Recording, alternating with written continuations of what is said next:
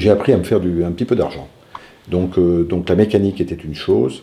Et puis, alors le moteur de la course, c'est arrivé très vite, parce que, en suivant les Grands Prix, en lisant tout ça, il faut comprendre que la presse moto aussi à l'époque relatait beaucoup la compétition. C'était une partie importante du contenu éditorial de tous les magazines.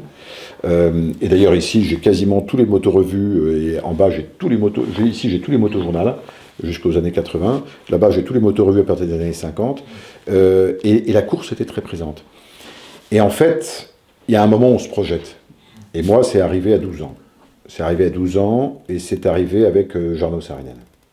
Et Saarinen, pour moi, a été, d'un seul coup, une espèce d'idole. Ton idole, ouais. Alors, j'en ai eu plusieurs, mais disons que j'ai jamais eu une idole exclusive. Mais d'un seul coup, Saarinen, je pense que ça comptait aussi, il avait une jolie femme. Il avait une jolie tête. On disait qu'il était ingénieur, qu'il n'était pas idiot. Et donc, il représentait, à la fois en tant qu'homme ou de couple avec sa femme, quelque chose de déjà plutôt sympathique, et en plus, il gagnait. Et il gagnait face aux usines, puisque, avant qu'il soit aidé de plus en plus par Yamaha, il a d'abord commencé par gagner. Et il avait un style de pilotage nouveau, parce que même si Lancy Vuori et, je crois, John Cooper avaient été un petit peu en avance sur lui, il a été celui qui déhanchait et qui gagnait. Et le Finlandais volant, et tout ça, ça bon. Et donc, à partir de là, j'ai commencé à suivre Saarinen en tant que fan. J'étais admirateur de Saarinen. Et puis là-dessus, patatras, il se tue. Moi, j'avais 13 ans. Il se tue. Ça m'a beaucoup marqué. Et je me suis reporté sur Olivier Chevalier. Olivier, parce que lui aussi, bonne tête, bonne gueule, il s'exprimait bien. Il avait l'air d'être un malin, il avait ramené du Gauloise et des sponsors. Je l'avais vu à Rungis, où il a très bien roulé à Rungis, où il fait 2. Et donc, Chevalier, et puis il avait l'air sympa, marrant, type sympathique. J'ai beaucoup de respect pour les Tchernin, pour les Christian Bourgeois, pour les Rougeries, etc. Mais je me sentais plus en lien avec un Olivier Chevalier. Et ensuite, très vite, Patrick arrive, Patrick Ponce. Et là, Ponce, c'est d'abord, il court sous les mêmes couleurs au début, ou en tout cas très proche d'Olivier. Très vite, il se retrouve coordonné, ou en tout cas soutenu par son auto. Et là, avec Ponce, là, je me dis, alors là, c'est lui. Là, c'est lui. C'est lui, je me reconnaissais vraiment dans Patrick Ponce. Je trouvais que le panache, l'agressivité avec laquelle il roulait, tout en étant en dehors de la moto, finalement, il donnait l'impression d'être assez simple, un peu timide, un peu machin, etc. Et donc ça m'a énormément plu. Donc très vite, vraiment, je me suis porté sur Patrick Ponce. Je me suis intéressé à la Coupe Kawasaki, je me suis intéressé à la course à fond. Et puis, j'ai tout de suite adhéré au Patrick Ponce Fans Club. Et c'est un de mes grands regrets. Je conserve tout, je ne retrouve pas ma carte du Patrick Ponce Fans Club. Et je sais qu'elle est quelque part. Je ne l'ai pas achetée, donc je sais qu'elle y est.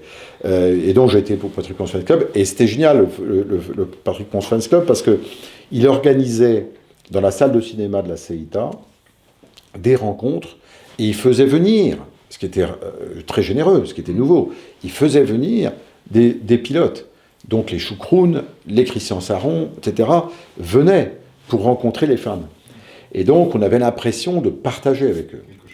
Et assez vite, j'avais repéré quand ensuite Patrick a monté son premier magasin rue de la Roquette, puis a monté un deuxième magasin avenue de la Grande Armée. Moi j'habitais le Valois, alors très longtemps je roulais à vélo, là j'avais quand même une mobilette, et puis après j'ai eu mes premières motos.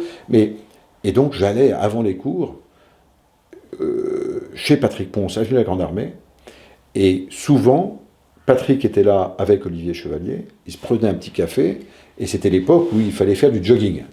Ah oui, on commençait à dire aux pilotes, les gars, il faudrait peut-être que vous vous occupiez un peu de votre corps. Et c'était Alain qui disait tout le temps à son frère, attends, avant de m'emmerder à alléger ma moto, commence par t'alléger toi-même, et on va gagner du temps. Bon. Et donc, il y avait Olivier et Patrick qui se retrouvaient le matin, et qui partaient courir dans le bois de Boulogne. Et donc, moi, je faisais partie des quelques clampins qui venaient au petit matin, et on arrivait à prendre le café avec eux, discuter 5 minutes avant qu'ils partent courir, et moi, j'allais en cours. Donc, donc j'avais, je peux pas dire du tout que j'avais aucune intimité avec Patrick Ponce, parce que pour moi c'était une idole, etc. Mais j'étais dans l'environnement, j'essayais de me nourrir, de partager, de machin, etc. Donc la compétition, tout ça. Alors après, il y avait évidemment des personnalités qui m'ont beaucoup plu, comme Sheen, comme Finlay. Moi, pour mes 12 ans, là aussi, les parents m'ont dit, quand on a anniversaire, tu veux quoi? Bah, allez voir Continental Circus. Donc j'avais fait une soirée, on avait été voir Continental Circus et on avait droit à une petite bouffe après. Mais donc pour moi, Finlay faisait partie de ces pilotes dont j'aimais l'âme. Enfin, j'avais 12 ans, mais il y avait un truc. Il y avait un truc. Et je ne peux pas dire que j'étais admiratif de Agostini à cette époque-là. J'ai connu Ago bien après, et je trouve que c'est un mec génial. Mais à cette époque-là, c'est pas lui qui m'a inspiré du tout. Par contre, oui, les Français, oui, et des personnalités comme Sheen ou Finlay, entre autres, me viennent tout de suite spontanément en tête. Et donc, ça m'a beaucoup motivé, et j'avais un rêve qui était de piloter, de faire de la course. Tu as sauté le pas, là, après? Alors, en fait, ce qui s'est passé, c'est que à l'époque, j'avais entendu parler des Jeunes Tigres et du Guidonchel. Et coup de bol, le Guidonchel se passait sur l'île de la Jatte, ou de Puteaux, je ne sais plus, non, plutôt de Puteaux, sur l'île de Puteaux, sur le stade qu'il y avait au bout de l'île de Puteaux. Et nous, on habitait le Valois-Perret, et donc d'un coup de vélo, c'était faisable. Et donc, j'allais tous les mercredis et tous les samedis sur l'île de Puteaux avec mon vélo. J'avais 13 ans, donc, pour commencer à faire du cyclo. Et c'était Philippe qui s'en occupait, Monneret, sous l'autorité de son père. Donc moi j'ai bien connu Georges, parce qu'au départ Georges était quand même très présent, avec ses astuces vaseuses. Il avait toujours des astuces vaseuses, mais toujours beaucoup d'humour. Et Philippe, qui avait 3 ans de plus que moi, un truc comme ça, et qui essayait de jouer au chef. Le problème, c'est que ça coûtait 5 francs. Donc 5 francs, ce qui fait donc 80 centimes d'euros, l'après-midi. Et moi, mes ressources étaient limitées, donc je commençais à avoir mes ressources grâce aux mobylettes que je réparais. Et puis mon grand-père me donnait 50 francs sur un livret de caisse d'épargne à Noël. Et donc les 50 francs, bah, ça me faisait mes 5 francs l'après-midi, mais ça en faisait que 10. Et donc à chaque fois, j'arrivais un peu court. Et un jour, Philippe m'a dit, écoute, je sens que tu es motivé, toi. Si tu veux, si tu me donnes un coup de main pour sortir les véhicules, parce que tout le parc, il y avait 8 ou 10 mobylettes, et donc il y avait des 104, il y avait des GT10 pour les filles, et puis il y avait des Peugeot Rallye 3. Et donc tout ça, ça rentrait dans un local qui était planqué sous l'escalier du stade, et donc il fallait descendre quelques marches, planquer les mobylettes d'un truc, qui était à ce moment-là cadenassé et fermé à clé. Et donc il y avait toute une manipulation qui était un peu lourdingue, et donc Philippe m'avait dit, si tu viens m'aider à les sortir, et que tu restes jusqu'à la fin, et tu m'aides à les ranger, je te ferai gratuit. Et donc c'est comme ça que je venais rouler avec Philippe gratuitement pour le Guidonchel. Et mon grand drame, c'est que j'ai jamais gagné. J'ai jamais gagné, et j'ai fait 3e la première année et 2e la 2e année, parce que je l'ai fait 2 fois de suite. Mais voilà, donc ça a été les premiers trucs, avec l'idée du chrono, la course, le machin, et puis ensuite, j'ai rêvé de faire de la course, et pour moi c'était de la vitesse. On parlait peu de l'enduro, et je sentais pas le motocross. D'abord c'était plus compliqué, étant dans un monde urbain, c'est vrai que l'asphalte paraît plus accessible que le tout-terrain, et donc j'ai commencé à m'intéresser à la course. Mon rêve c'était de faire la Coupe Kawasaki, mais bon, j'avais pas 18 ans, ça paraissait quand même assez cher. Puis est arrivé le Challenge Honda en 76, et puis la Coupe Moto Bécane. Donc dans ces années-là, il y avait plein de coupes en 125. Il y avait la coupe Aspes, ou BPS, je ne sais pas si c'était BPS ou Aspes, mais c'était la même moto. Il y avait la coupe Moto Bécane, et puis il y avait le Challenge Honda. Et puis le moins cher, c'était le Challenge Honda. Donc à partir de... Ça, c'était en 76. Donc à partir de 15 ans, 16 ans, j'ai commencé à rouler moi-même. Parce que mon père avait beau être passionné de moto, il était dur, hein, parce que je pense qu'il avait la trouille que je me foute par terre et que je me fasse du mal. Donc je pourrais éditer une règle qui était que la mobilette à la maison, c'était pas 14, c'était 15 ans. Donc il avait gagné 1 an. Donc j'ai pas eu le droit de m'acheter ma mobilette, parce que je me la suis payée, hein, c'est pas eux qui me l'ont offerte. Hein. Mais je pouvais me la payer à partir de 15 ans. Alors j'avais fait emballeur tout l'été, mais à l'époque, en étant payé à l'emballage, ça payait quasiment la mob. Hein. C'est-à-dire que c'est là où on voit que l'accès des jeunes, on dit souvent que l'accès des jeunes n'est pas facile, mais c'était plus accessible aussi. Hein. Trouver un job d'été, moi j'avais trouvé d'être emballeur, mais j'avais bossé 1 mois et demi, plus les petites éconocroques en faisant quelques révisions, etc. Bon, ça suffisait, j'ai pu me payer ma 103 SV avec variateur, suspension avant et arrière, bon. Et dès l'été, j'étais ici et je roulais tous les jours. Bon. Et puis, à 16 ans, c'était la 125 normalement. Et papa, pareil, avait édicté 125, mon vieux, 17 ans. Ah bon. Bon. Ah non. Bon. Néanmoins, je passe mon permis à 16 ans et un jour, donc j'étais pile poil. Donc mon permis, moi, c'est le 10 juin. Et j'arrive à passer mon permis. J'étais chaud comme la braise, j'avais économisé. Et à partir de ces années-là, j'étais disc-jockey au cirque militaire. Donc je faisais des mariages et des soirées le vendredi soir et le samedi soir. Donc c'est pour ça que je dis que ma scolarité, à côté, je faisais des trucs, quoi. Parce que j'étais livreur le samedi matin, avec un Solex pour Hermès, et je faisais mes sonos le samedi soir et le vendredi soir, et puis je réparais les mobylettes le reste du temps. Bon. Et donc, ben, globalement, à la fin, ça faisait un petit revenu, comme tout ça. Et donc j'étais prêt, j'avais l'argent pour m'acheter ma 125, papa m'a dit 125, pas avant 17 ans. Je cherche partout, et je trouve, coup de chance pour moi, vous vous souvenez peut-être, Kawasaki, dans les années 74, importait une 125 Touring, avec laquelle Anne-France d'Hauteville avait fait des grands voyages. Et donc, c'était une petite 125 qui avait une drôle de tronche, sauf que c'était une 100 cm3. Et il y avait 125 sur le cache latéral, parce que Kawasaki avait dit c'est un cylindre, 2 temps, 5 vitesses. C'est pour ça qu'on met 125. Bon. Mais il y avait eu tellement d'ambiguïté sur le moteur que finalement, ils ont craqué. Et en 1976, ils débaptisent la 125 GT en 100 G7T. J'arrive, fier comme tout devant papa. Je lui dis, papa, j'achète une 100. C'est pas une 125, tu peux pas m'interdire. Il m'a dit, tu fais chier, t'as trouvé le seul truc. Bon. Et du coup, je me suis acheté ma 100 Kawa. Donc c'était pas parce que j'avais fait un grand comparatif, c'était la seule qui n'était pas une 125. Et du coup, je me suis acheté ma 100 chez Jean Murit, le 11 juin quasiment. Et j'étais chaud comme la braise. Et je pars, donc je travaille tout le mois de juillet pour finir me payer ma moto, et je suis parti, c'est pour ça que ça me fait rigoler, parce que le 1er août, je pars pour l'Ariège avec ma 100, et je fais Paris-Pamiers dans l'Ariège, 865 km, avec l'attente, le machin, etc. Et j'avais un copain qui avait une 125 DTF, et on a fait on dépassait les caravanes, les machins. J'ai un souvenir après Cahors où on bourrait comme des ânes, et notamment Montauban-Toulouse, où on était à l'aspiration l'un de l'autre, et on a fait tout le truc comme ça pour arriver. On était parti le matin, on était arrivé le soir. Pendant 3 jours, je ne pouvais pas ouvrir la main, j'avais des crampes. Et on a fait après tout l'école des Pyrénées, avec notre 100, moi avec ma 100 Kawa. On a fait Paris-Pamiers, tout l'école des Pyrénées. Ensuite, on a fait toutes les gorges du Tarn. On est remonté pour aller jusqu'à Nice en 2 jours et demi, en faisant tout l'arrière-pays. Arrivé à Nice, bateau, Corse, tour de Corse, retour à Nice, et retour par la route Napoléon et les Alpes. Bon. Donc 4000 bornes dans le mois, en 100 Kawa. Donc quand j'entends, on me dit, la moto 125, c'est pour la ville, ouais, enfin, c'est dans la tête. Hein. Oui, si on veut que ça soit fait pour autre chose, c'est fait pour autre chose. Hein. Et une 100 de l'époque, c'est pas une MT 125 d'aujourd'hui. Hein.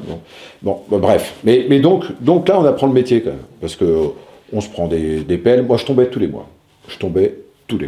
Parce que pour moi, ça m'a fait amuser, ça m'amusait le jour où la FFM a sorti un slogan qui était « La ville, c'est pas ton circuit ». Bon, moi, la ville, c'était mon circuit. Hein. Moi, j'étais que sur le circuit.